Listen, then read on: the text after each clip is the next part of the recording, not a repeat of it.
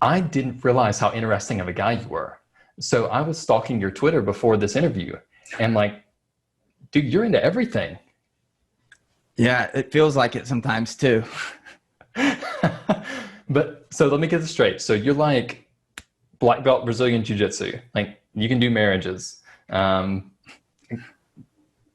something with magic, like some kind of musician, magician. I'm a amateur magician and heavy on the amateur part. Anybody that's been to the events that I started at Google, I used to use those as basically it was like a back door. People came for other reasons, but I forced them to watch at least 10 minutes of me doing magic at the start. Yeah, just to basically, yeah, serve my own, like desires of wonder as a child, fulfill them on stage. So yeah, I'm a magician, a certified wedding officiant. I've done probably 5, 6 marriages now. Yeah, I've built a bunch of different companies and made several exits. Yeah, to black belt in Brazilian Jiu-Jitsu. Also do all the live broadcasts for all the Jiu-Jitsu World Championships, a lot of other major events. My wife is super accomplished in jiu-jitsu, and then yeah, I'm a publisher as well. So I have podcasts and own some sites and things like that on the side, and oftentimes I'll beat them up for my day job, which is basically helping to run Ezoic. So yeah, lots of different things. And to be honest, the Twitter profile probably doesn't even encompass the entirety of all the different crazy things that I'm involved with, which I'm sure your audience can definitely relate to. You're the ultimate Renaissance man. So how in the world do you have time for your day job, your entrepreneurial endeavors, with everything you've got going on? I don't have the time. And I think that's probably something else most people can relate to. A long time ago, I came to terms with the fact that, for the most part, I hated saying to people, I wish there were more hours in the day or whatever. And I also really hated, probably 7 or 8 years ago, I said something to somebody and it just like kind of, it just echoed in my head after I had said it. And it was after I had basically had a lot of career success with my first startup.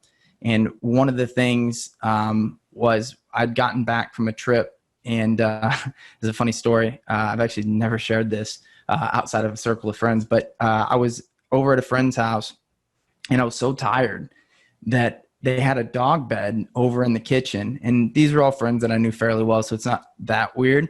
But I was just so tired that I looked over there and I was like, everybody else is in the other room. I'm just going to lay down for a second on this dog bed and I'm going to take a nap. And then that'll make it to where I'm the guy that everybody expects, social, fun, having a good time. And then my wife walked in and she's like, "Are you really sleeping in here?" And I was like, "I am." And then I came back out and one of my friends asked me, they were basically like, "Man, this is really great." Like blah, blah, blah. And I would say the classic thing about time, like, well, I wish, there were more hours in a day. And then I said, to be honest with you, man, I would give a lot of the money back just to have a little bit more time so that I could Wow. sleep. And after I said that, I was like, dude, you're the one selling your time.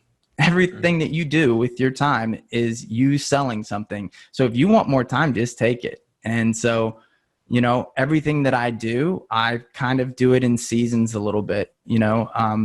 I have to turn people down sometimes to be a wedding officiant, just because, realistically, I just can't. It's something that I try to do that's special and fun. It takes a lot of time.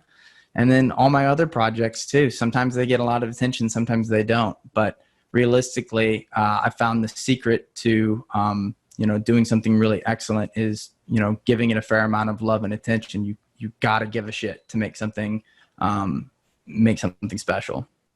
Are you one of those guys who's going hard 100% all the time? Um, yeah, probably. Like by most people's definition, yeah. I mean, to give a like insight into my personality a little bit, and I don't think of it that way, by the way. For me, I see it somewhat as not a redeeming virtue, but if you can see my hands, they're super crooked. All my fingers have been dislocated. This one over 30 times. And it's because whenever I was early in my 20s, I would compete in jiu-jitsu a lot. And I felt the need to train as much as I possibly could. I didn't want to make any excuses. And so there was a point to which every day before training, I'd have to drain about like a turkey baster sized needle full of fluid out of my knee because I had bursitis that was chronic at that point because I never stopped training.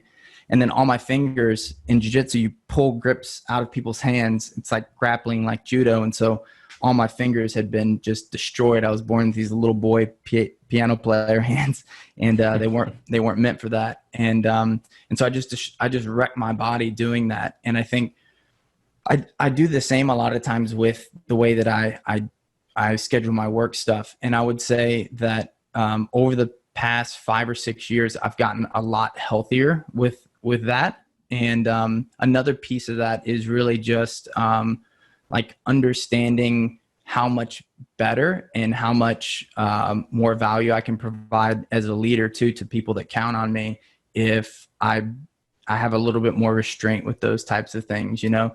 And so if you do a meeting with me, if you have me working on a project with you, you get 100% of me. And that means that something else might have to fall by the wayside. But it's very important to me to not try to do 20 things shitty at once and try to do, you know, whatever it is that I'm working on that I feel is, you know, the most important thing, to do that thing 100%.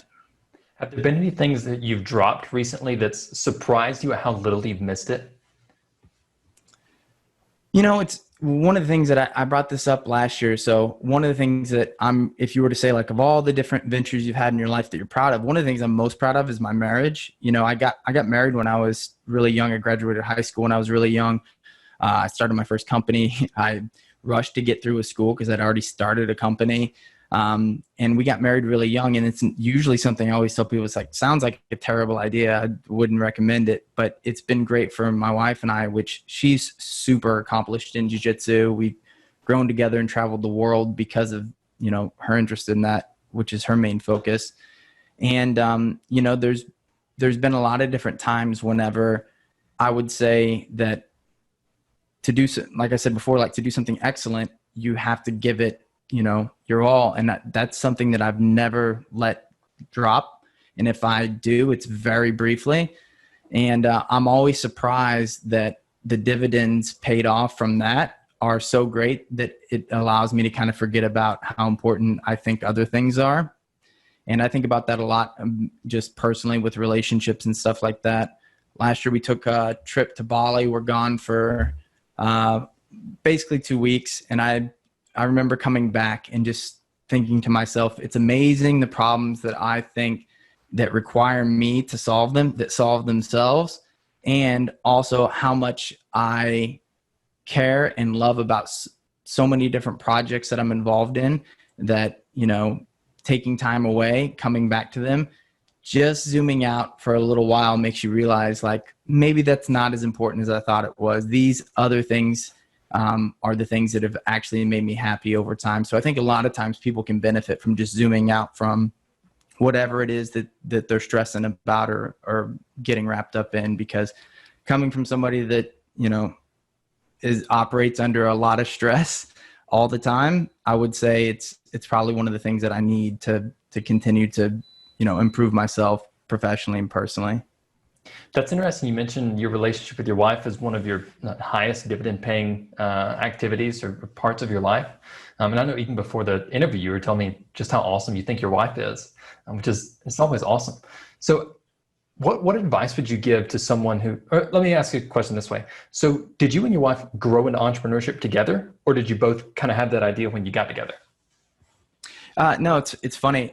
She brings this up, and I try to tell people this all the time, and I don't think people believe me. But you know, when I proposed to her, you know, I didn't really have a job. Like I was like kind of starting a company with this guy, and you know, like I would say of everybody on planet Earth, there was nobody that had the vision that I would be in the position that I am today, other than her, and not even myself. If she would have told me like, I think we're going to have this life and we're going to accomplish these things, I don't think there'd been any doubt in her mind that I would do those things or we'd do them together.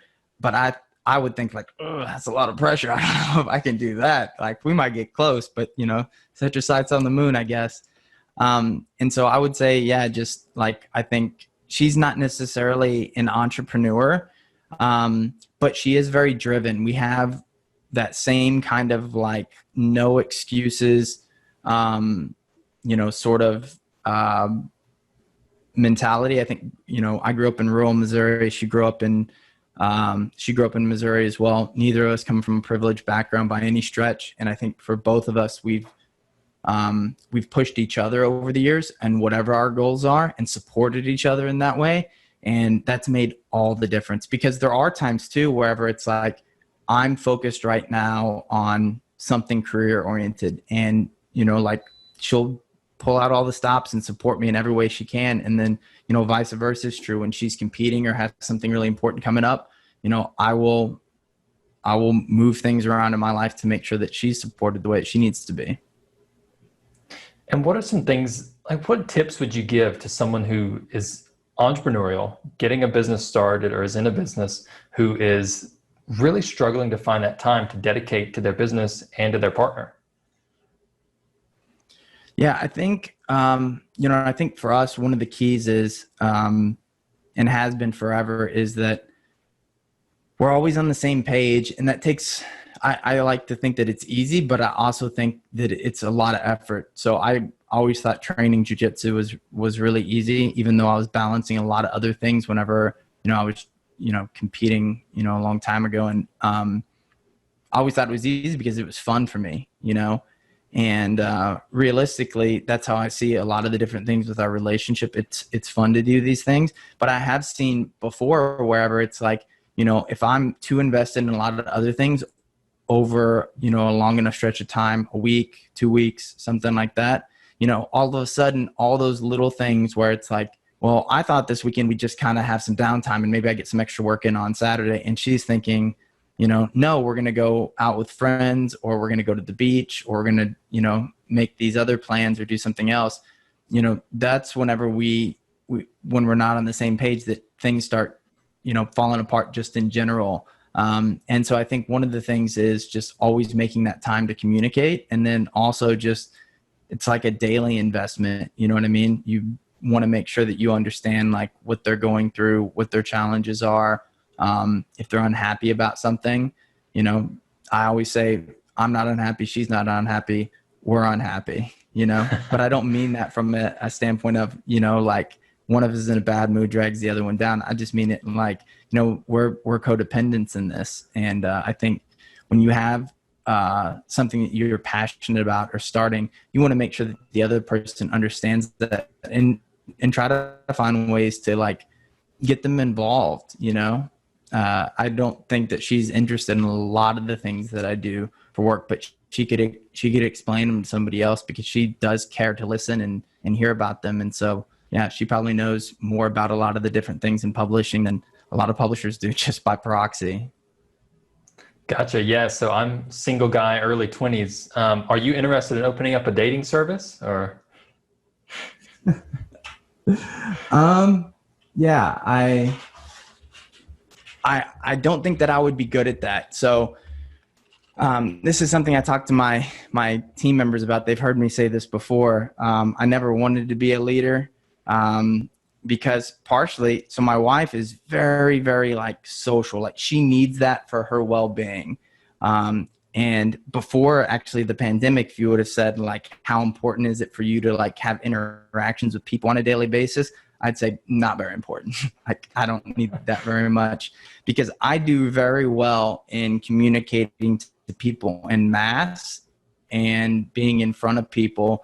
But I'm really bad at maintaining close social relationships one-to-one in my personal life. And for that reason, I don't think that I'd be a great dating service person because I'd just be like, Brady, I guess I know like 3 people that I got phone numbers. You want me to text you or I don't know, send me an email or something, forward it. Is that how this works? Meanwhile, my wife, on the other hand, she probably would be able to think of like 20 people, and she'd be texting you every day trying to figure out like, what about this? Do you like to go roller skating? You know, I don't know. So I'd be a terrible person to open up a dating service, but I'd be more than happy to lend any advice to people that are in relationships that, you know, are trying to figure different things out. Actually, recently somebody asked me, they said, you know, you could probably teach a master class in a couple different things. What one thing would you pick that you feel the most confident in? And I said, having a healthy marriage through your 20s. So there you go. If you ever need any advice, that I'm on record. Okay, well, note to self, don't ask the CMO of Ezoic for dating service. Might have to go up the ladder, ask the CEO, CTO, I don't know, go through all the C-suites. Yeah, But yeah, maybe some of the other guys on the team. Although thinking off the top of my head, none of them would be my go-to. But oh man. there's somebody inside of the company, I promise. All right, I guess I'll have to, the search continues then. So it sounds like you got started in your relationship and entrepreneurship pretty early. What was your story there? So I graduated high school when I was pretty young. My mom was a kindergarten teacher, and I grew up in rural Missouri. And you know, credit to my parents probably more than anything, just because they were really adamant about me learning things early on and getting a good education. And you know, no swipe it growing up, you know, in the middle of the country, you know, in a small town. But you know, you don't necessarily get the cream of the crop in terms of, you know, educational resources and things like that. And so I was always the youngest in my grade, moved through the school system pretty quickly, and started going to school when I was 16, 17 years old. And so I've always been sort of driven, and for better or for worse, I'm a just good enough type of guy to get the problem solved. And you know, I fell in love with this girl when I was really young. And, you know, part of, you know, my experience with that was like, all right, cool. Like, I need to make a living now so that I can get married. This university stuff at the time, I was, and when I was starting this company, I realized that in all my marketing classes, they would kind of talk about search and social media because they were emerging at the time. And I was actually figuring out that I thought that I could grow the business with it. And I had all these professors saying like, well, that's not real marketing. These are things that like in the future people think might work. And I was like, I don't know. I think it works now. And so I was just so convinced that the stuff that I was learning probably wouldn't be applicable to what I wanted to do right now. Very short-term thinking, but it turned out to be sort of long-term thinking. Right. And so my goal was to just get done with school as soon as I could, so I could focus 100% of my time on my company.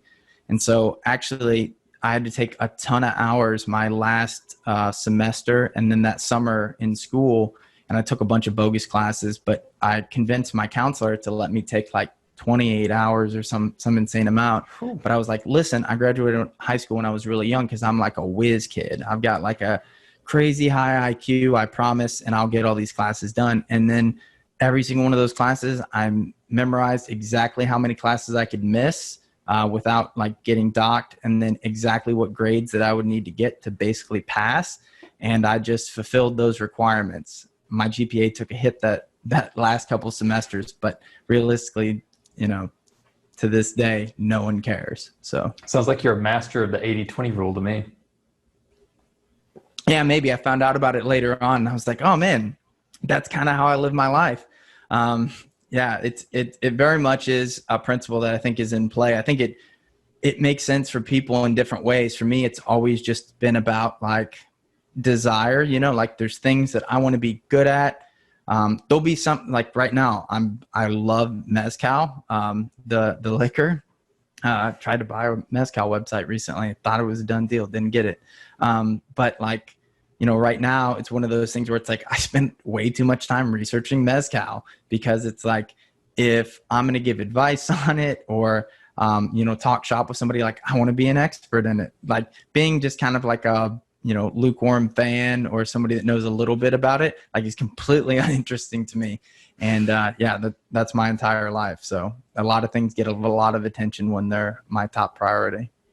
Gotcha. And when in your life did you start your first business, or did you join?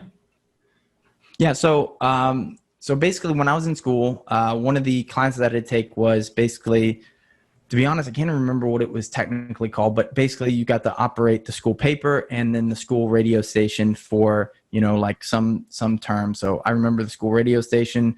I'd get up at 4 a.m. and do the, whatever shift on the AM radio that I'm sure no one listened to. And you could spin records or you could just talk.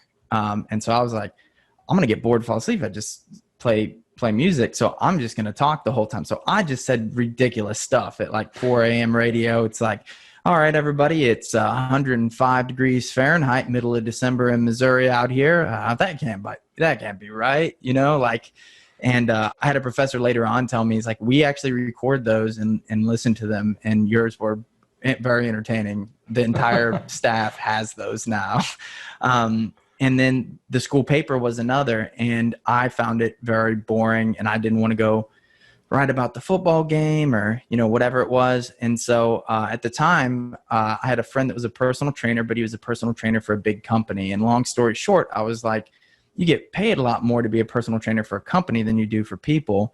So I want to do that. So I was like, I'm going to basically write a story about how I'm doing this in the school paper and see if I can't drum up some leads. And I did.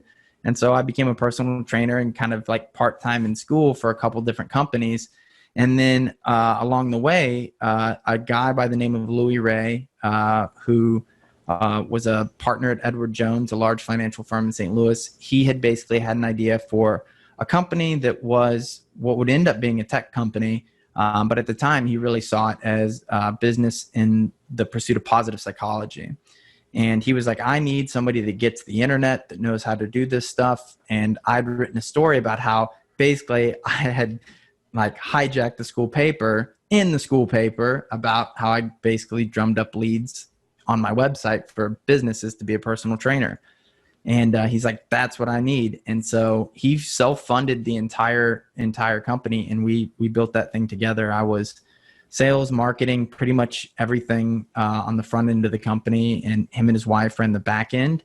And yeah, I mean, he was a very credible expert in a lot of things financial and positive psychology related. And that was the first company. So it sounds like you've always been in like communications, which later translated to marketing and sales. Yeah. And it's kind of funny because all the things I feel like I went to school, my degree was in mass communications, and everything that I learned is the stuff that later on I would do for fun. And all the stuff that I figured out on my own is all the stuff that really is, paid the bills over the years. And, that's very much my personality, is like, let me figure it out. And it's actually funny, like as I've gotten older, I'm actually much better now, I think, about really evaluating, other people's feedback or opinions, or even their perspective on different things. Whereas I think when I was younger, I just was like, yeah, that's what you think. Like, I'm the smartest guy in the room. Let me figure this out. And I think that really is a testament to just being around a lot of really brilliant people, and like having to step back at different moments in my career and be like, wow, this person is super smart, way smarter than me. I need to figure out how I glean from them those things. And over the years, I've had probably, Louis Ray, who I mentioned earlier, managing partner Edward Jones, a gentleman by the name of Brian Sappett, who's started multiple software businesses, runs one now called Sensor Tracks. And then Dwayne LaFleur, who was the founder and basically, the person that dreamed up Ezoic, sold this first. He created the first ad network for Facebook back in the day and sold it. Those people are all what I would consider super like crazy level geniuses.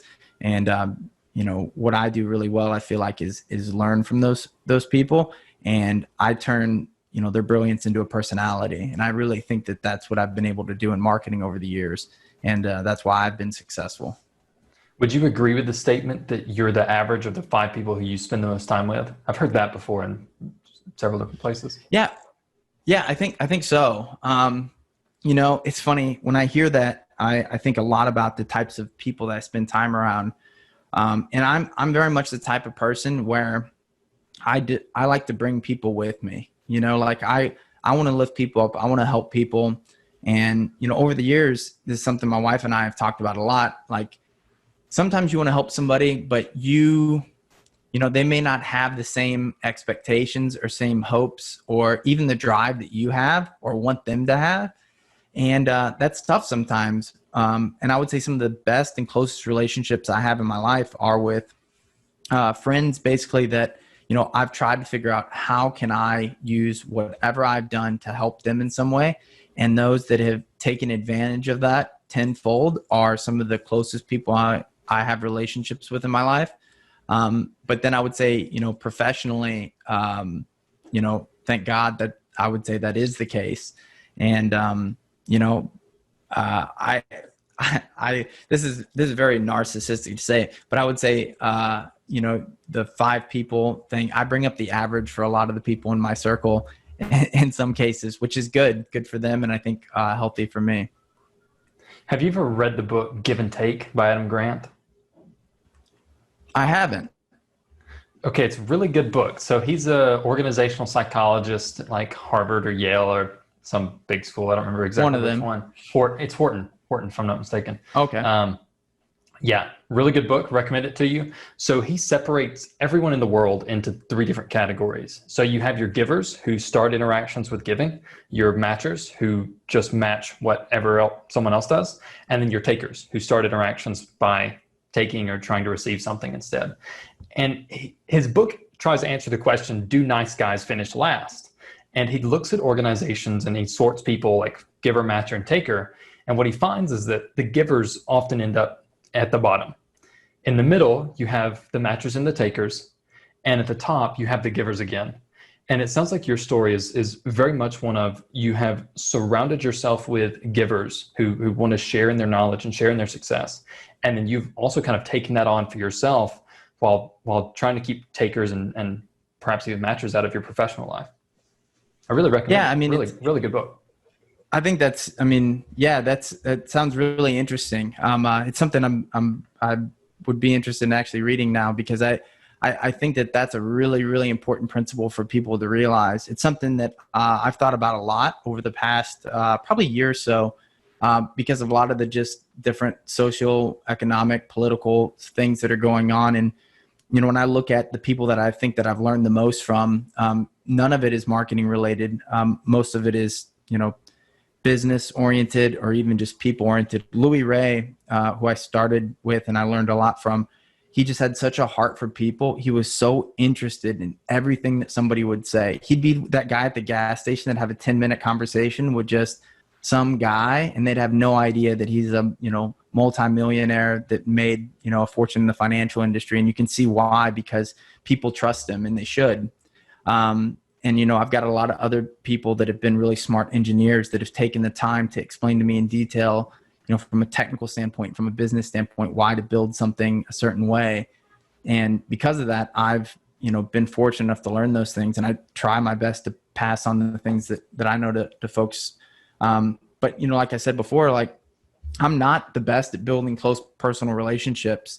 And that means that, you know, I'm not maybe the guy that's like, going to always ask you like, how you doing? You know, or like, you know, give you the warm and fuzzies. And I've always thought like, I'm a good spokesperson, but you don't want me to be a leader, and you don't want me to manage lots of people. I've done that before. I've managed a global team of, you know, 60 plus people all over the world, and I hated it for a lot of different reasons. But one of the biggest things that I've learned over the last year, or I guess not necessarily learned, it's the opinion I've formed, and it's that I've always thought to myself, those people over there, they really want to be leaders. They want to be in charge. They want to manage people. Let them be in charge. Those people over there, they seem really, really smart. I'm sure they know what they're doing. And then over time, I heard stories from my own employees. You know, you see things in the news about just an abuse of power. And not only that, just systemic things that are racist or sexist that have occurred. And then you also find that, you know, in a lot of cases, the things that you thought people were so brilliant at doing, you find out there's fraud that's related to it, or that they've cheated somehow. And I see that and I go, you know, that's why it's important for you to continue to pursue getting better as a leader or somebody that is helping to navigate or run a company, is because as much as I say, don't put me in charge, like if you see me in my personal life, I'm very transparent and honest about all the different aspects of my lifestyle. I'm pretty free and open about everything. And I've always thought like, there's way too many reasons why I could never run for governor or something like that. And realistically, looking at all the other things around me, I go, no, shit, you do need to be in charge, man. Like you and people like you and the types of people that you surround yourself with, like those are the types of people that aren't going to abuse power or, do something cheap or try to do something, that's fundamentally immoral or something like that. And so that's been something that's motivated me, I would say, more recently to really develop those skills and almost kind of like want to prove, the things you were just talking about in the book, where it's like I want to prove that you can do things the right way and you don't have to fill some like puritanical view of what that looks like. You can just be you. But if you do the right thing by people, I think you'll stand out. It's interesting. I think a lot of times the people who want to be leaders the most are probably those who are least worthy of it. Yeah. I mean, I think about that a lot. Like if I see somebody that really wants to be in charge, Scary. my intuition now is like, maybe we should find some checks and balances for that person.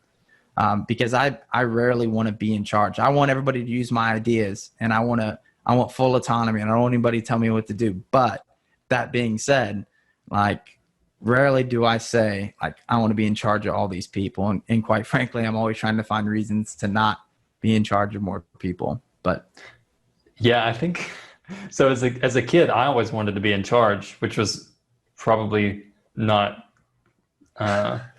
great. Now as an adult with a team of 20 something under me, it's like, oh my gosh, like please let somebody else be in charge. Like, let someone else make the call.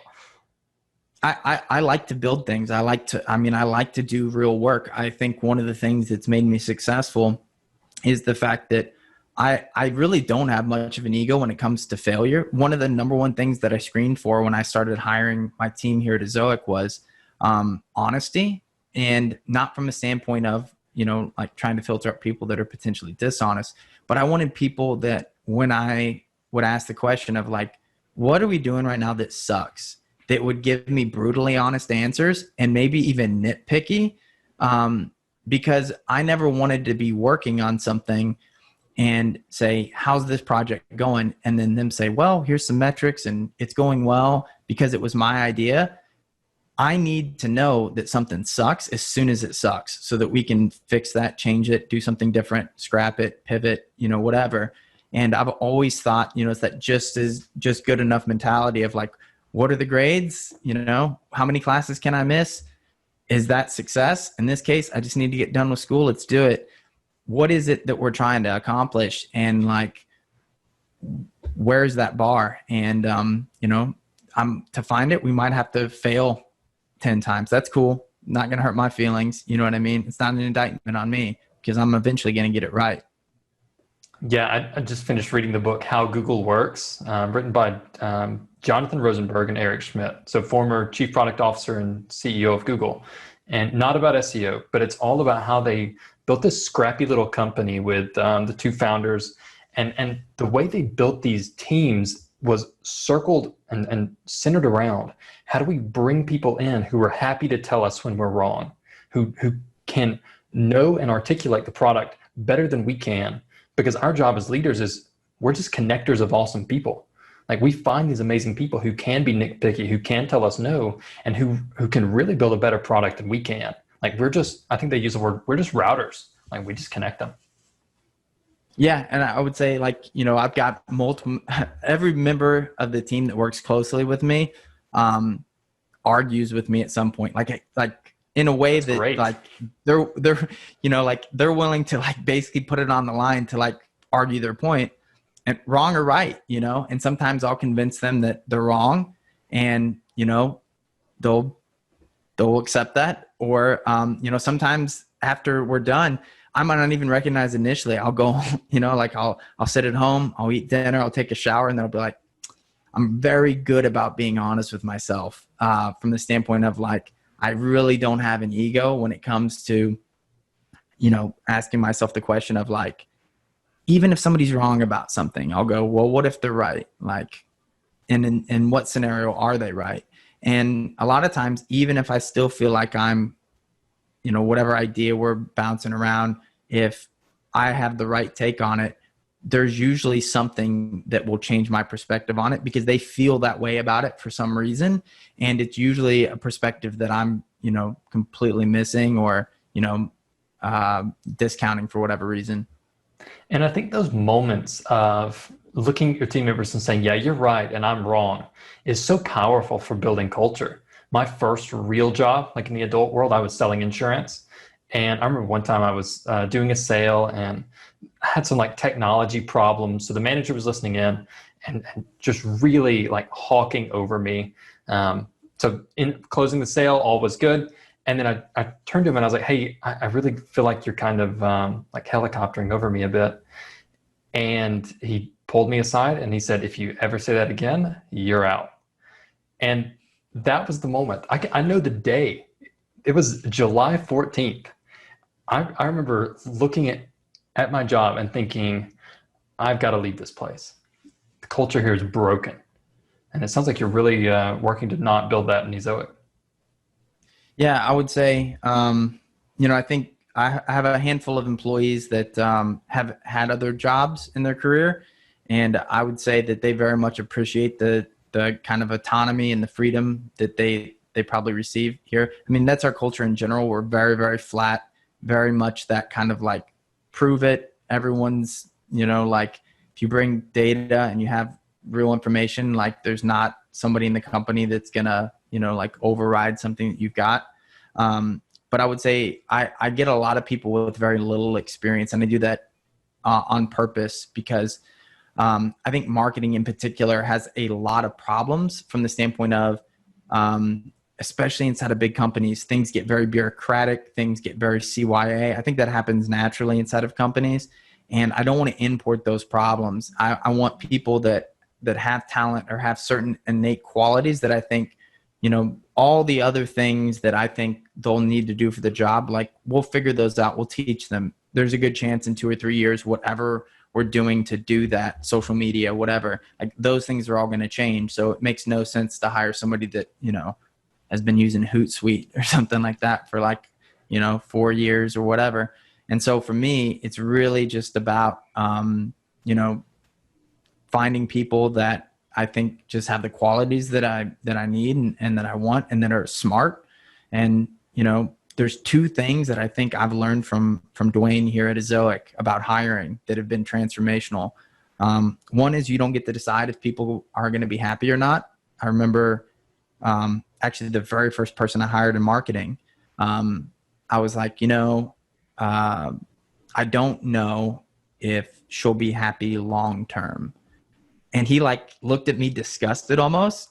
I'll never forget it because it's the only time I've ever felt like he looked at me like not like he disagreed with me, but like I was saying something like messed up or, like morally wrong or incorrect, because he was like, you don't get to decide if people are happy. He's like, they want the job. If they're the right person, then like maybe they fall in love with it, maybe they don't, but that's not for you to decide. You can just build the environment. And I was like, ah. And so I stopped caring about it. I stopped caring about like, are they going to be happy doing this long term? And that was really insightful. And then the other was basically the most important thing when hiring somebody, at least for us, is that they give a shit, like the care factor. How much do they care? And, I have somebody on my team right now that does a lot of the video stuff. And in the interview, I asked them, when is something, because they did some, private, basically like consulting or whatever, but they basically just would make videos for, individuals that needed something, you'd quote it. And I was like, when was the time whenever you like completely misquoted something and you end up, losing money on something that you did? And he told me the story of somebody that got referred by a friend. And he showed up and he ended up thinking it was going to be a 1 hour gig. And that's what he quoted to him, but it ended up being all day. He had to get his separate camera out. It ended up taking him tons of time because they wanted a bunch of extra stuff. And By the time it was all said and done, he'd like lost money on it. And I was like, if you go back in time, you know, what would you do different? And this wasn't the answer I was looking for. He's like, nothing. I wouldn't do anything different. And I was kind of like, well, you probably should have. Like, you could have done some more research maybe on the front end, set the expectations differently. But he was like, realistically, I felt so good about what I finished doing there, and they were so happy with it that had I told them ahead of time what it would have costed or how things I would have had to modify things, I don't think they would have done it. And I would have missed out on that. And I was just really proud of it. And I was like, that's a better answer than what I would have thought that you could give for that. And it's a better answer than the right answer. My team has a moment like that in the interview process that, you know, probably won me over more than anything else. Whoa, that's cool, man. So let's talk about Ezoic. So you built this really cool team, and it seems to me like you've built this really cool product. One thing I do hear a lot is Ezoic slows down sites.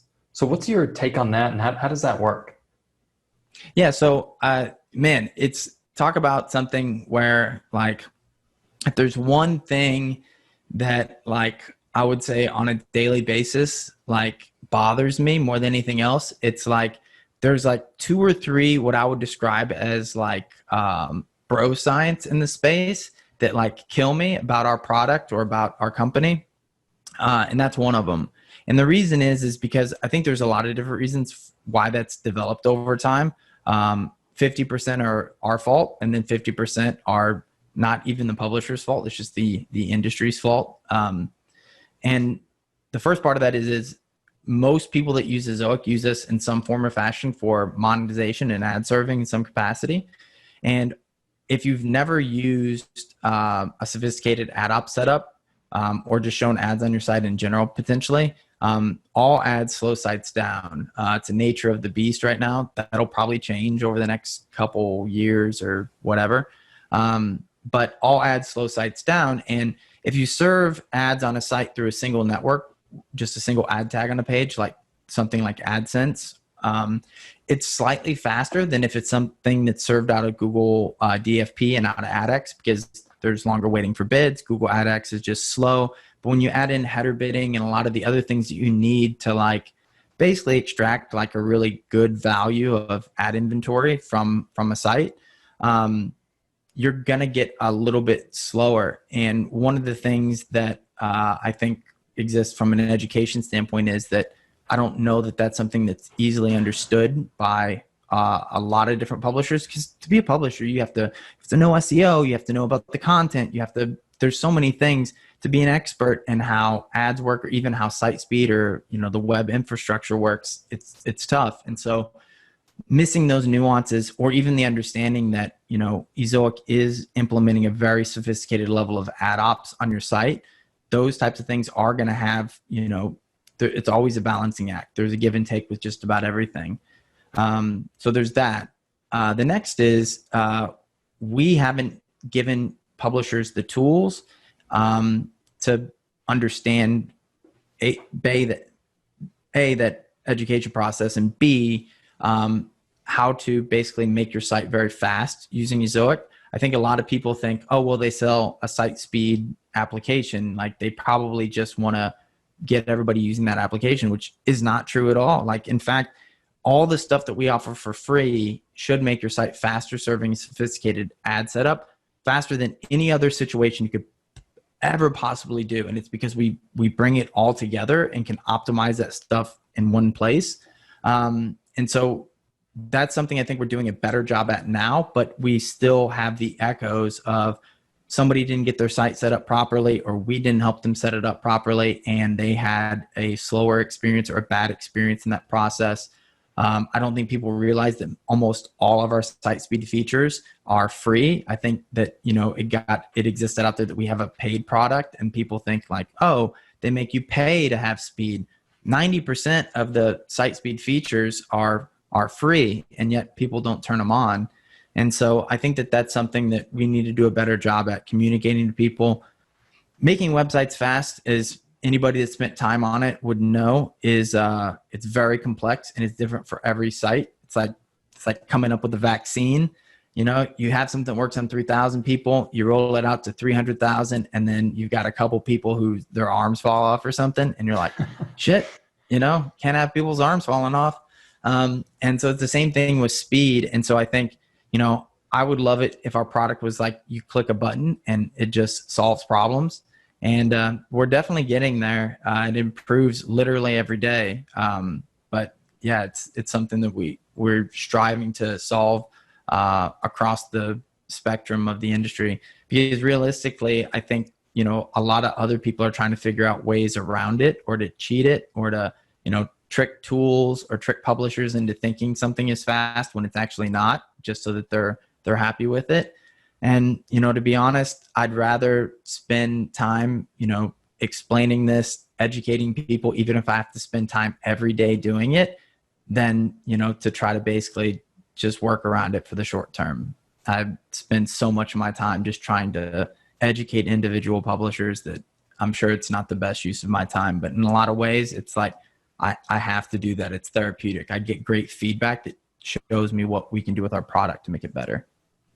Yeah. And, talking about that need to educate publishers on how to use the product better, that explains something to me. So one of the things I was going to bring up was that I've seen these guys who do really well with internet marketing. So Spencer Hawes and John Dykstra are the two who come to my mind off the top of my head. Dude, they're both killing it with Ezoic.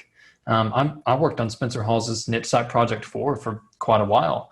And I mean, it was actually pretty amazing, right? Like, so I'm not an affiliate of Ezoic. I get nothing if people sign up, and I will not be an affiliate, just because I don't want to feel like I don't want people to think I'm trying to push them to make money. So I'm not an affiliate, make nothing if you sign up, okay? But one thing that was amazing to me on the Yard, Spencer's niche site project 4, is that every month for like 8 or 9 months straight, his earnings per 1,000 visitor increased every month, which to me is a more important metric than your overall earnings, because your overall earnings can vary with traffic, but your earnings per 1,000, like, all you do at that point is scale up traffic. Like, once the formula and the systems are there, that's huge. And it was just amazing to watch. Like, I think, say I came on maybe month 4 and he was getting, I don't know, $12 per 1,000. By the time he's at month like 9, I mean, we're talking like $18, $20 per 1,000. And I mean, it was just this steady increase. So how do you explain, I think you touched on this a little, but what's your kind of head math on, there are these people who are having such an amazing experience, these pro internet marketers, and then there are kind of beginner, lower level internet marketers who are like, look, this really hasn't worked for me. Yeah. So it's really interesting you bring that up, because I would say this is probably one of the things that I recognized late last year, that I decided that I was going to invest a gross amount of my time in one of my smartest, probably most promising team members on. And it was one of those things that it's like, there's a really good chance this is a total failure. And if it is, oh well, but it's something that I believe in. And it was basically that Spencer's a super, super smart guy. And what I wanted to do was I wanted to go out and find people in the space that were smart. And it's funny, I've told Spencer this after the fact, and people like John too. But basically, I wanted to get in contact with them and find out why they weren't using Ezoic, or why they had left. And I basically wanted to find a way to convince them to give us another shot, and to get my hands very much dirty in that process. But before I even did that, in my initial calls with them, I basically wanted to see if I kind of alluded to the fact, or gave them, I basically wanted to find out, could they be bought off? Because if they could, like you mentioned with affiliate stuff, I'm not interested, because realistically, that's not a relationship that I think benefits us. It's not something, I just think it comes off as very ingenuine. I think there's people that think that Ezoic has some really lucrative affiliate program or something, where we've, incentivized these people in a way that, they make a lot of money off of sending people to Ezoic. Couldn't be further from the truth. In fact, our affiliate program, I looked it up here recently. We have a very small number of affiliates that account for the gross majority of all affiliate revenue. And almost every single one of them is actually making person-to-person referrals to our sales team. So like if I know that you have a really big site, I refer you directly via email, CC the sales team member with you. People that just post like our affiliate link for our affiliate program, almost no revenue is generated through that. And we deny the vast majority of sites that come through that way, actually, just because they're for one policy reason or the other. And so working with them, I got so much great feedback from our product because I did see them as credible experts. I had sought those types of people out.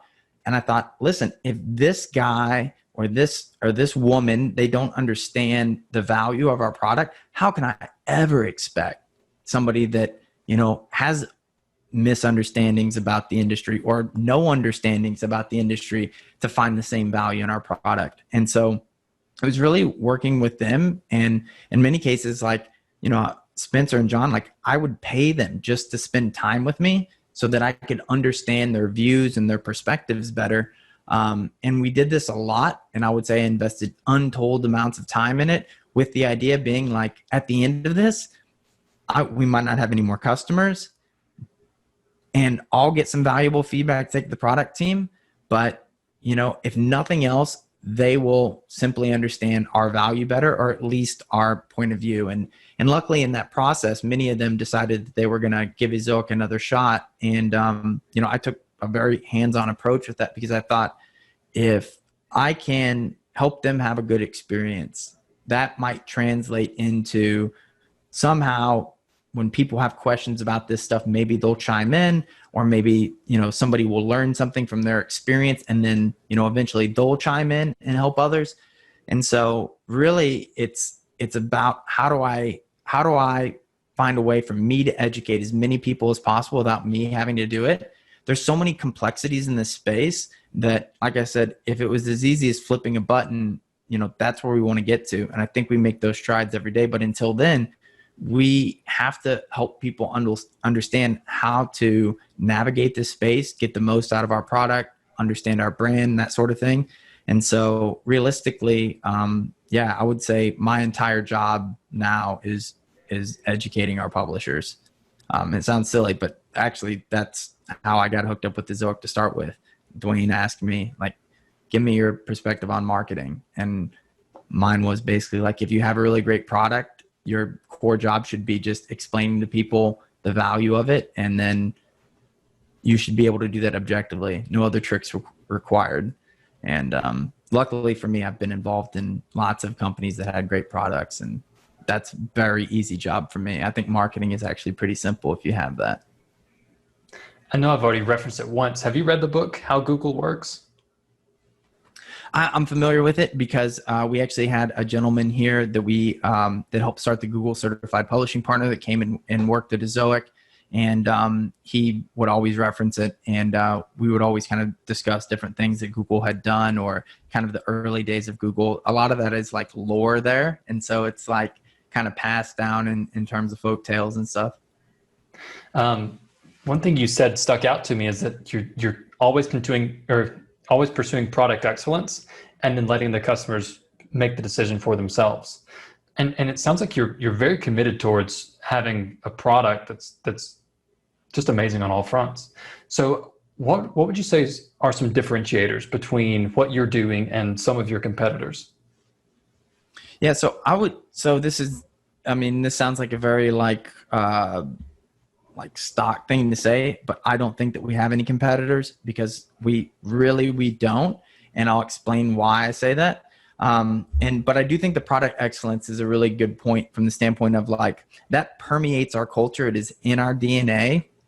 Like when I say like, you know, we don't want to do something that sucks or don't do this, that sucks. Like that is the exact language that our CTO, our CEO, they use in kind of going over our products. If we ever have something that like isn't great for whatever reason, like we're always the ones that are like, no, that sucks. Like, let's fix that right now. I'm a big believer in that. There's been changes to the way that our product works, the way that we, you know, make things for customers, because it's like you see enough people's experiences and you're like, they're right. This sucks. Let's fix it right now. And in fact, not right now. I'm going to sit here I'm going to take responsibility for it. I'm going to get in this engineer's ear if I'm Dan or Dwayne or someone like that. And, they're going to basically, get their own hands in there and make sure that, something is working better. And I think that's really important for us, because what we're doing is different at every level. And because of that, that's why education is so important, because when you do things differently, different can equal bad in a lot of ways. And I think we constantly fight. What I find are these, like, they hurt my soul. Like, the site speed thing is one where it's like, I know that we have some of the brightest engineers you can imagine actually working on site speed. And then I see somebody give credit to, an outsourced ad op shop that's basically finding ways to just trick the publisher into seeing a faster speed. And I'm like, no, they're wrong. And this is what the customer likes. They like that this is what they like, what I see as what's wrong, like, let's make things actually fast. Let's actually solve the problem, and because of that, I think that, we attack things head on, and because we're trying to solve these problems, we're going to have to deal with that. And with Ezoic, the idea was always that we wanted to build a platform that fixed what was wrong with publishing and made it easier for publishers. So I see that as two problems. The first is that publishing is growing more and more complex. Anybody that started a website 10 years ago, 20 years ago, it's pretty simple. You didn't have to worry about speed. You didn't have to worry about mobile. You didn't have to worry about GDPR. You didn't have to worry about cookie consent. You didn't have to worry about multiple ad networks or header bidding. You didn't have to worry about a CDN. All these things are new, and every day there's some new wrinkle, and it's too much for one independent person. But even whenever you have a team, like we've worked with Hearst, who owns Cosmopolitan and thousands of other brands, they have teams of experts, but those experts, like the SEO person and the ad ops person, they butt heads because they're trying to find that balance. The SEO person may be worried about speed, and the ad ops person may be like, you're going to sacrifice revenue for speed. And my boss gets mad at me whenever we don't squeeze every penny out of, every page view. And the SEO guy's like, I don't know what makes SEO work, but speed seems important, and I need to get the fastest score I can. And realistically, we don't have to guess on these things. We can figure them out. And the idea here is that machines are actually much better at scaling decisions than people are. And so what Ezoic was meant to be is a platform that allows people to solve these problems for themselves, as hands-on or as hands-off as they would like to be. People always say to me, I just want to hand this off, though. If I can just hand this off and not have to worry about, that's what I want. And I always say, if you give me 5 minutes, I'll convince you that you don't want to do that. And I'll convince you that it's not going to be any more work to control it yourself. But you are the only one that has your best interests in mind, and all the ways that you can be tricked into thinking your best interests are taken care of and they're secretly not are much greater than what you're imagining. And the control that you would imagine would suck up your time is actually not something that is going to take up much of your time if you're able to do these things with a platform like Ezoic. The second problem is digital publishing itself. So digital publishing is, you think about how much publishing in general has changed in the last 100 years, and it's actually kind of disappointing. So even the words we use, impression, like you physically impress something on a piece of cotton or a piece of paper or canvas, above and below the fold. There's no folds on the internet. That's from newspapers being folded over. And the idea that we would show every single person the exact same thing is ludicrous. It's, why are we married to this idea that everything has to be the same when we know that's not optimal? I mean, we know this. You can do A/B tests. If you run an A/B test and 70% of the audience likes A and 30% of the audience likes B, what do? You give everybody A because it's the majority. But what about the B people? I always say, and is this a PG-13 or R-rated podcast? PG-13 would be good. All right, I say F the B people then, right? Like, what happens to them? Well, they weren't like the majority, so give them what the A people wanted. And publishers have fallen so far behind advertisers in this regard. They work with so much better data. Advertisers bid on audiences based on every unique variable. Every visitor that hits a website, an advertiser is bidding differently on. But what about a publisher? Are you adjusting the ad size, the ad location, the ad density based on supply and demand? If you and I go to the same website right now, based on our history, our geolocation, all that stuff, I may have more advertisers willing to bid for me than you. And wouldn't we want to make decisions to maximize like that demand? If we could, well, we can, but we don't unless you use Ezoic. And that was the original idea, was that ad demand itself is a commodity. So when people use an outsourced ad op shop, there's a lot of them, or they try to find their own waterfall, implement their own header bidding. They're assuming that where the ads come from is the most important thing, and it's not. All the ads, if you even go look at CNN.com, Mashable, you name a big brand site, and you see where the ads are coming from, there's enough tools now you can see they're coming from one place, and they've got a great business. It's called Google.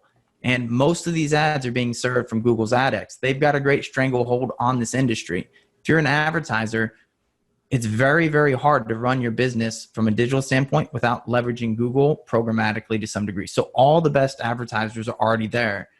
And so you add in things like header bidding, and ultimately what you have is all these people that are implementing their own ad ops or hiring people or outsourcing to, parties that are, advertising themselves as premium. It's all the same shit. It's all the same. And so the only difference is being able to adjust that supply and demand over time. And to your point about Spencer's Own the Yard, like revenue, revenue per visitor, that's true north. How much money you make per person accounts for traffic fluctuations. This industry has been focused on RPMs and this other shit, which your RPMs can go up and you can make less money because page views are not something that are accounting for user experience. Like you visit a page, you bounce because the ad was annoying. You won't know that by looking at the RPMs. In fact, it's the opposite many times. And so what you want is to put that into the hands of machines that can see that sort of thing, adjust the supply and demand, account for user experience, because these things are what are going to increase revenue per 1,000 visitors over the long term. And we made that metric a standard. That metric was like, no one wanted to touch it forever, but that's what Facebook, that's what all the major apps use, average revenue per user. They call it ARPU. And we were like, that's the smartest way. Why is everybody else focused on this other stuff? And it's because you can trick people with it. And this industry's been built on black box crap for a long time. And so, we've been trying to make things less complex and allow people to actually implement sophisticated, smart solutions that create a personalized experience for their visitors that maximize the revenue forever.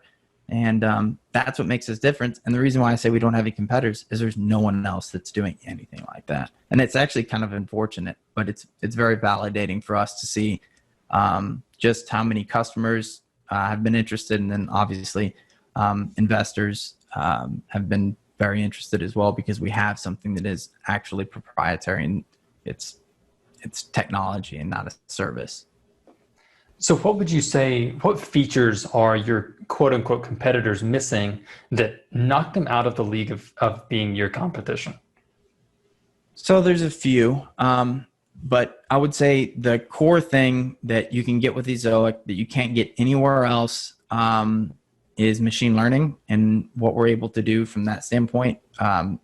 Even if somebody came along with the best engineers, it would take them so long. Like Dan, our CTO, who made me really nervous a long time ago because he used to work for NASA. And I remember we watched a SpaceX launch one time. And he's like, it's amazing to me that those things don't just blow up all the time.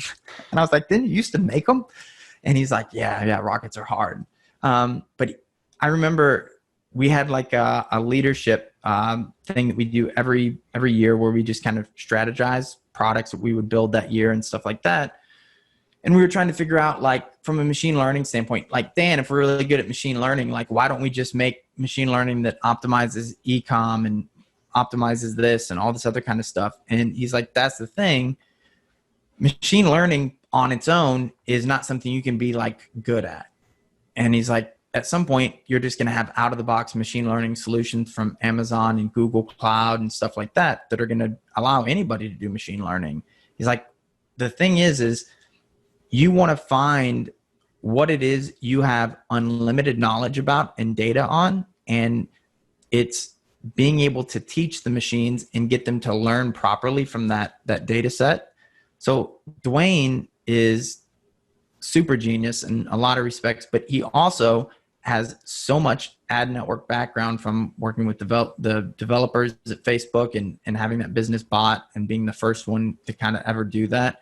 He understands so many nuances of the space that he's able to, like, get the machines to learn the right things and do the right things. Our first data scientist, Greg, was a professor at the University of Wisconsin and some other place in Sweden. He works for the San Francisco Giants now. He's like their Billy Bean type guy. But he was a teacher, and Dwayne would give that example all the time of, you have to have the right teacher to teach the machines what to do. And so we've just got a decade lead on everybody else there. The second part of that is, when you have that kind of, machine, that kind of power, you want to be able to give somebody the control over it. And that's really one of the things that Ezoic does. Is we add great features all the time, site speed. We have some cool SEO tools now. We have some cool, I think we have the best analytics in the space for publishers that make it simple. Video, something that we've started doing recently that I think is really smart. But being able to say, these are my goals, this is what I want to accomplish, machines figure it out, and then giving people the levers to make their personal adjustments however they would like, and being able to help them understand the consequences, I think, is something that you can only get with Ezoic. It really does differentiate us. And our goal is to make it completely self-serve, to where, all these like fake page view limits and crap like that that's out there in the space, like, we want anybody to just be able to use it the same way that anybody can use Photoshop or anybody can use Premiere. Adobe in a lot of ways is like kind of the model that I would imagine our technology for publishers to be one day. So it sounds to me like your real true distinguisher is that you allow machines to do what they're best at and allow people to do what they're best at the same time. Yeah, I always tell people, like, imagine, let's say you're not an ad ops professional or something like that. I could probably explain enough to you for you to make the decision that you would think would be optimal on a page. This is the setup that would maximize the amount of advertisers bidding on your inventory. This is how you would want to adjust that density, ad location, ad placement, all that kind of stuff. And now let's look at a visitor coming from Brazil on a mobile device on a 3G connection at 2 p.m. in the afternoon. And, they visited the site once before, and just go on down the list and say, this is how this person is going to behave and how advertisers are going to bid. This would be the optimal thing to do. What decision would you like to make? And they would be able to make a really smart decision. Now, if you have 100,000 visitors to your site, new visitors, that's 100,000 decisions to make. So realistically, you making all those decisions would be the best of all scenarios. Now, if you could make all those decisions, and they may be just not quite as good as the decisions you'd make, almost as good, we would probably decide that that's optimal, because realistically, you can't make 100,000 of those decisions. So that's what machines are really good at, is scaling decisions that the person who has the best interests of something in mind could make, but maybe just not quite as good. Almost, scaling decisions that are almost as good as something I could do.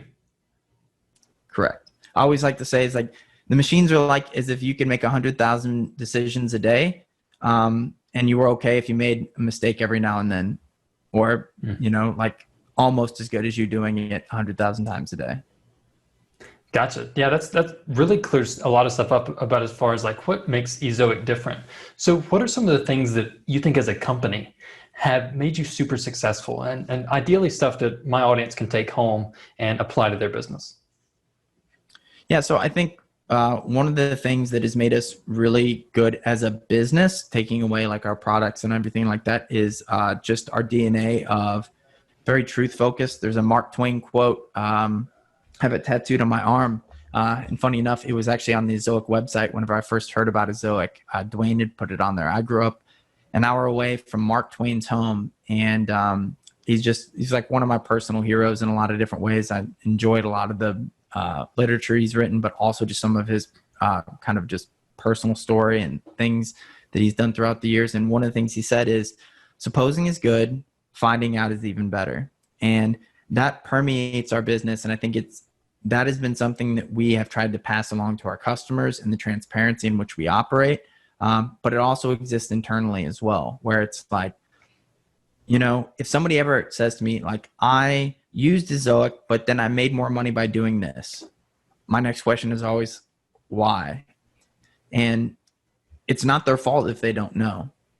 It's not my expectation that they would know. When I say why, it's because I want to know why. Because guess what? I can find out. I will go find out.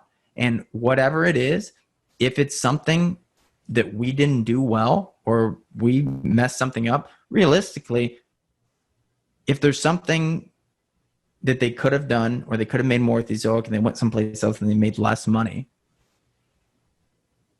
that's our fault too, because they didn't achieve that with us. And if they didn't set up our product properly, again, that's on us. But if I find something and I'm like, holy shit, our product wasn't good enough to do this, we fix that almost immediately. It rarely happens anymore, but realistically, it's like we won't stop until we know. And you will not make it very far in discussions here, especially working with management at Ezoic. If you come with a problem and then somebody's like, well, why? And you're like, well, I think that's not going to fly.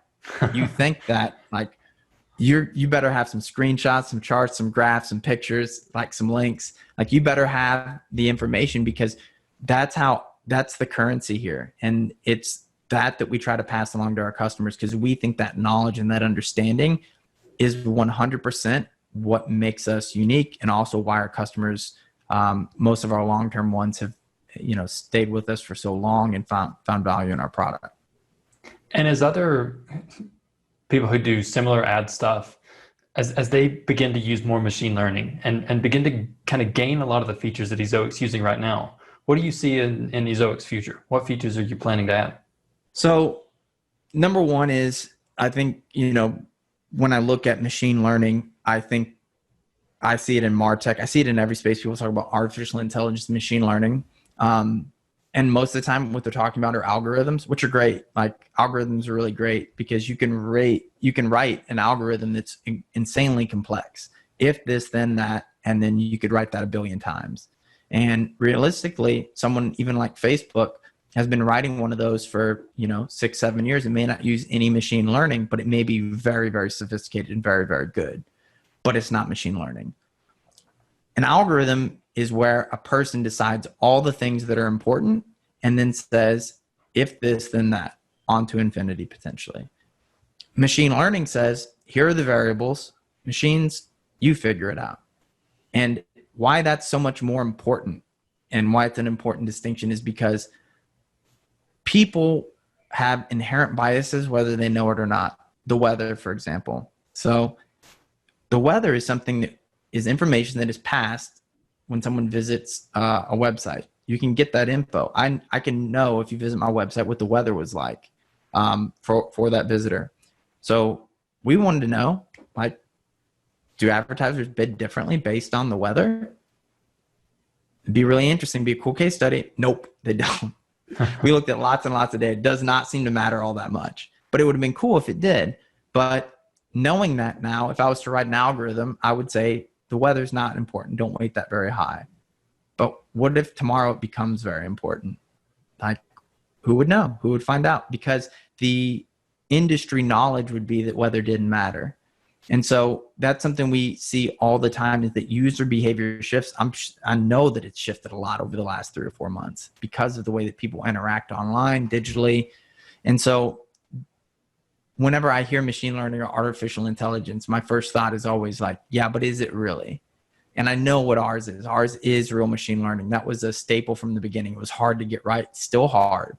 The next piece of that is, as people continue to add, that sort of thing, I would be very, I'm pretty cavalier in my honesty about things. I would be so bummed and so like uninspired if all Ezoic was ever going to be was just an ad company, and that people just thought of it as some tool to monetize their websites.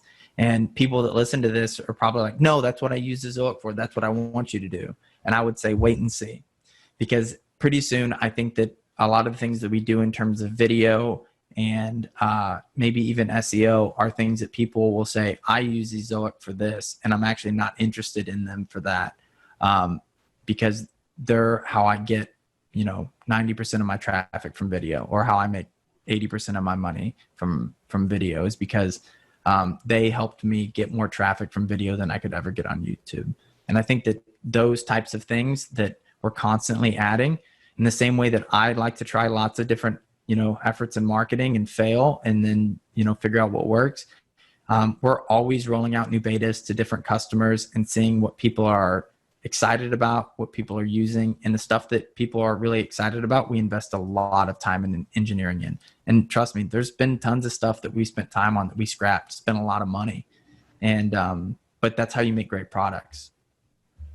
Yeah. So it sounds like, keep waiting, good things are coming. Yeah. And I would say, I think there are certain people that have been, that are in different betas. The title tag testing stuff that we have for SEO is like objectively making a difference in terms of people's rankings and organic traffic. No more guessing about how many backlinks matter and stuff like that. Like, you can actually know and run tests and use machines to figure out stuff like title tags, which we've proven to make a difference. And then video as well, where, most traffic to video from search goes to YouTube, but it doesn't have to. There's no rule book. It's just that YouTube is way better at optimizing video for search. And again, there's no reason why that has to be the case. And we found ourselves in many betas so far. We've got over 100 sites using our video stuff. And yeah, it's pretty cool because we're outranking YouTube and they're killing it. And yeah, I'm excited about video. That's really exciting to me as a video creator. So what's your end goal, man? Like, when do you quit? Yeah, I mean, if I like a lot of people, I realized a long time ago that if I'm doing something where the goal is to like get done with it, then I probably will find a way to get done with it pretty quick, because it's not very inspiring. So, I mean, it's one of those things where it's like, if I have a birthday or something, I've been very successful in my life. I have no complaints. Like I said before, like I had a realization early on, like I'd give the money back for more time. I live my life that way. And if I have a birthday and somebody's like, what do you want for your birthday? I'm like, just to hang out with you, man. There's nothing that I want. Anything that I want, I usually just buy for myself. And there's very few things that I want outside of experiences, and I can't travel right now. And so, yeah, I mean, if all things being equal and someone just gave me $1 billion, I'd probably wake up the next day and do exactly what I'm doing now, because I enjoy it. And so my end goal for Ezoic, the business, is, I think it would be cool to continue to grow this business. There's people inside of our company, Dwayne, John, that are much smarter about whether or not it makes sense for us to be a public company or a private company. And so I don't even care about that. I care more about being able to solve problems that I think are hard. I know Dwayne is very similar in that way, where the stuff that I think he really cares about are basically, how do we figure out how to solve problems that people don't even know exist or people think are impossible. There's something recently with DNS and how long it takes to propagate across the web. This is an internet problem.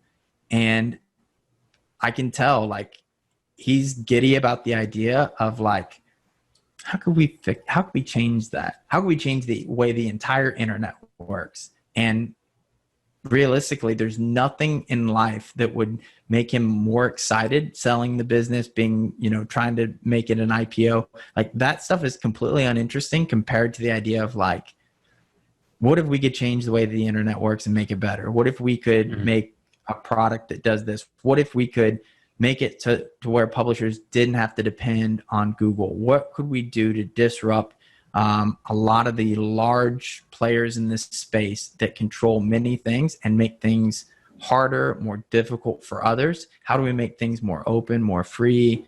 I think it's solving those problems in the same way that someone likes to put together a puzzle. No one gives you money when it's done. You fix a puzzle because it's fun. You put the pieces together. So that's my end goal, is to just keep putting these pieces together. I love having new ideas and bringing them to the table. Many of them I get told they're stupid, and then I find out later on they are stupid, but that's fun for me too. Yeah, solving the world's puzzles. The world needs more people like you, sounds like. Maybe they need more engineers that think that way. I think I'm a shitty engineer. I learned that early on. I've built some products, and I know enough to be dangerous, but if I'm building your product, there's a good chance it's full of bugs. Gotcha. Awesome, man. So, hey, some rapid fire questions before we go. So, what's one tool that you cannot live without? It's a good question. I think there's so many different pieces of software you can use. I can rotate most of them out with very little difference. A tool that I found for learning over time is I really like Twitter, and I'm an early user. I was one of the first ones. Jack Dorsey's from St. Louis, where I grew up, came and spoke at my university when it first launched. Everybody thought it was stupid. I thought it was amazing. And I learned so much from what I watch other people do and other companies do, and extract information from there that, there's probably, I probably wouldn't be where I am today if it wasn't for the fact that I have that as a resource. Twitter, yeah. I mean, when you think about it, it's like you can figure out and get access to all these ideas and people that are, like I mentioned before, like I learned so much from working with these really brilliant people in my career. It's such a barrier to so many people's careers that they never get that exposure, but you can get pieces of it if you're smart and you're paying attention on places like Twitter. So that's a tool I don't think that I can live without. Flat out never would have guessed that. If you'd have asked me what is one tool that you'll never use, I for sure would have said Twitter. Yeah, I mean, I generally find that that's the case. I mean, it's not the world's most popular social network for a reason. It's because my wife hates it. She doesn't get it. But for me personally, it's been something that I've used consistently, and I've learned a lot of things that have changed everything through there. So what's something that you're reading or consuming right now, whether on Twitter or book, audiobook, whatever? So I listen to a lot of podcasts, but a lot of them for entertainment, and I'm interested in a lot of subjects that are probably completely uninteresting to other people. But I do subscribe to something called 2 p.m. It's a sort of like a Patreon or a subscription only group for marketers, but they publish lots and lots of industry data and a lot of stuff in the consumer space. So DTC, which you would think, oh, that doesn't apply to my space. I think it does. I think the future, if you want to look forward to marketing and you want to see like what B2B or B2 whatever is going to do in the future, look at what really smart brands are doing in the consumer space, or look at who's disrupting that. Nike is a really good example of somebody that was a retail oriented clothing, provider brand. And now they operate just like a DTC. They're pulling out of retail. They're building direct relationships. People use the Nike app to find stuff. You buy Nike clothing from Nike. You don't buy it from Sears. And I think that, there's a lot of learnings there. So I really like that group. I spent a lot of time reading that. But yeah, those are professionally, that's what I read. And then personally, I'm really interested in biology and medical science. I think that technology, computer technology, we've been great at innovating over the past, century. And biology and medical technology, we've been very, very poor at. And so it's something I'm very interested in. And yeah. two guides to stay on top of as far as like kind of my biology news, like medical scientific advancements news. So Peter Attia is a That's, I'm a Patreon of Peter Attia. dude, amazing guy, like Yeah, brilliant, and I love his quest for longevity. I'm all about that. And have me you heard too. of David Sinclair? Yeah, yeah, totally. Yeah, okay. So I finished his book Lifespan in it was January of this year, so 8 months ago. 100% life changing for me. Like, was not a big veggie guy before that, more like a meat and potatoes guy. Um, Changed my diet, changed my exercise routine, changed when I eat, and dude, I feel better. I feel like I'm living longer. I don't know. Yeah, I like to think that too. And I mean, I think about that in a lot of different ways. Like, how do I optimize not only my health, but like my relationships and things like that. It's funny, like, I try to put myself in position to learn from people that have qualities that I don't even have. And, yeah, I've been lucky enough to attract some people that I try to find ways to spend time with any way I can. And they teach me a lot of different things. Um, but yeah, the health and biology, Peter T is a really great resource. I actually really enjoy listening to that. It's like a complete side interest that I've become. Like, I can tell you about all the medical research around rapamycin and all this other kind of shit that you should definitely not be getting from me, but I do spend a lot of time researching it. So, Are you taking anything like rapamycin or there's two others that I can't remember. no, mainly just booze, and we're in the state of California, so you can get your hands on quite a bit of stuff here. Mostly things that are probably not great for longevity, but I do take a number of different types of supplements and things like that. A lot of nootropics, and I take vitamin D, vitamin K. One of the things I really like is chlorophyll. Buddy of mine climbed Mount Kilimanjaro, and they measure your oxygen. You just get higher and higher up because it's a danger. And they have all these Sherpas that go up with you, and their oxygen's always like almost 100 because they do it all the time. And he started taking like ungodly amounts of chlorophyll before he went on the trip and did all the breathing exercises and stuff like that. But when he went on this trip, his oxygen was the same as the Sherpas. And he was like, swore by the chlorophyll thing. And sure enough, like, there's not many supplements that I take, and I can say I notice a difference. I notice a big difference taking like I take gel caps of chlorophyll because it tastes like somebody mowed your lawn and gave it to you. But that's something that I'm a big believer in. Okay, so disclaimer: we have no idea what we're talking about. Not doctors. Yeah. Or So not anything you should medical be listening advice. to. Definitely don't listen to me about anything related to that. That's just anecdotal. Stuff you can listen to Tyler about. So Tyler, what's a successful strategy that you've implemented this year? Preferably something that someone can take home with them.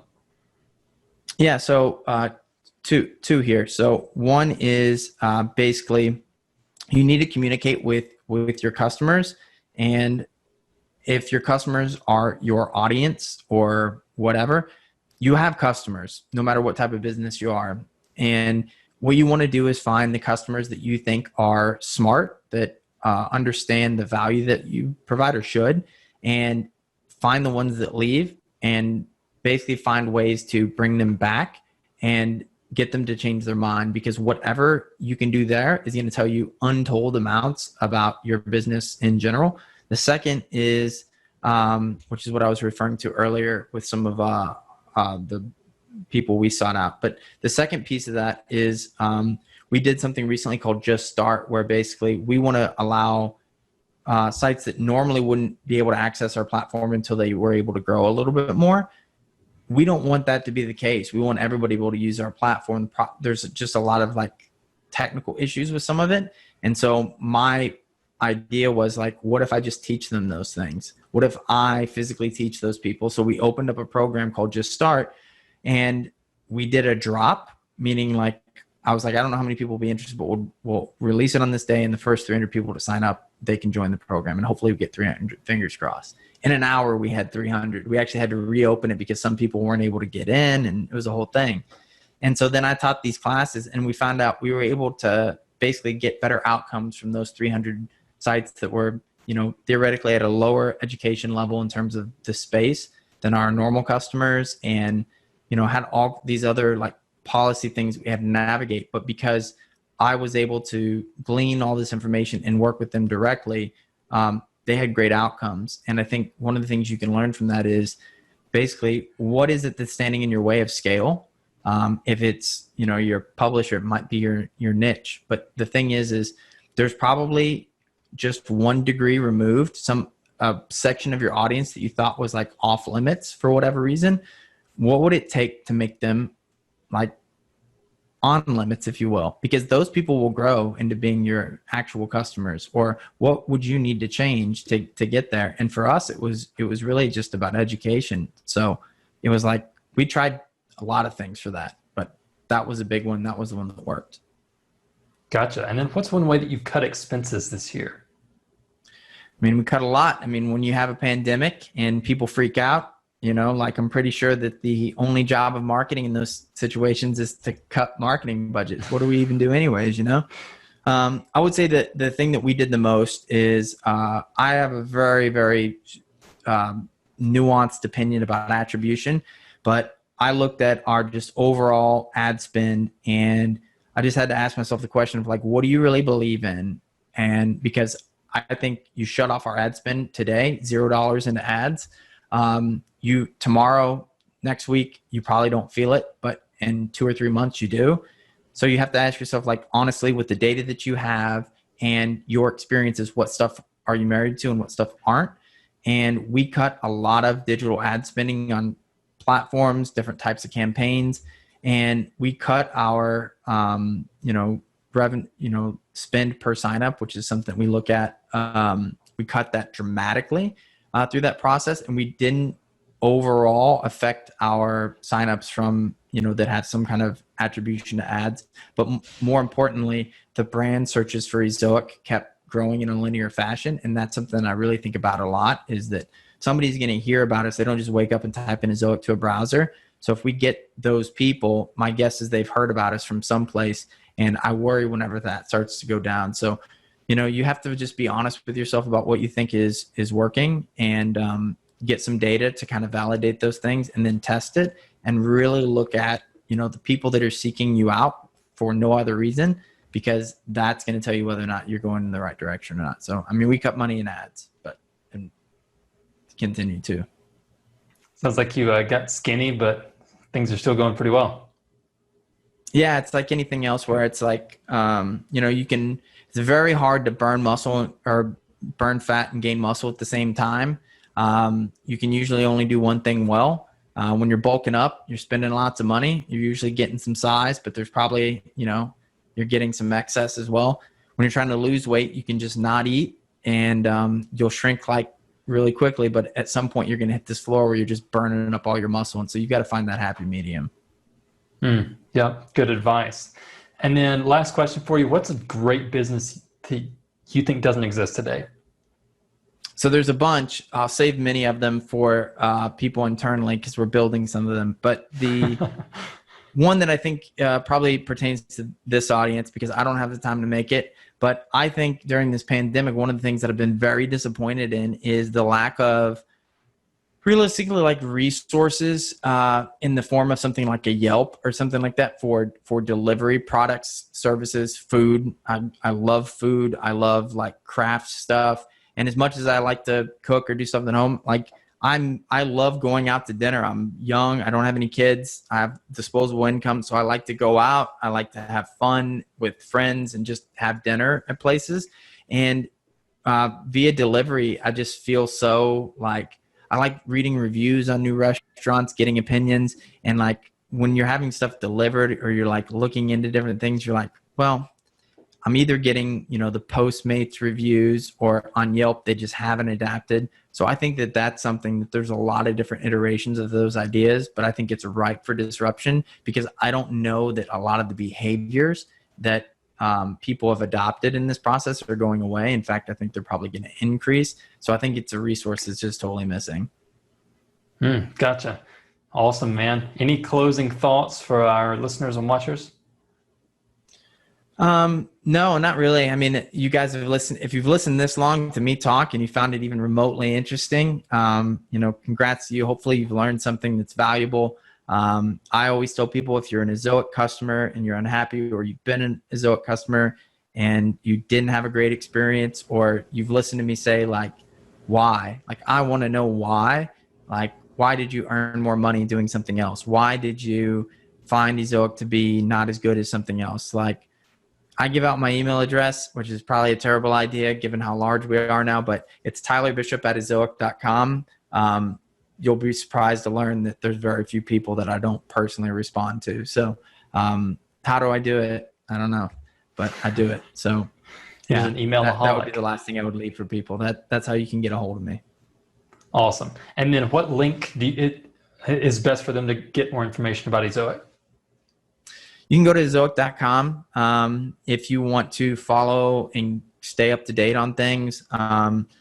We have a newsletter. We have a really, really good blog. I'm really proud of it. I like to think one of my core competencies is writing, and I don't write very much anymore, but the people that I've tasked that with, I think, are better than me. And, you know me, I think Twitter is the one tool I can't live without. So I'm at Tyler Bishop on Twitter. So if you are a Twitter user, I highly recommend. If nothing else, I'll probably tweet something at some point that you'll find entertaining. So there you go. Awesome. Well, Tyler, thanks so much for being on the podcast YouTube video, and thanks for watching. My pleasure, Brady. Thanks for having me.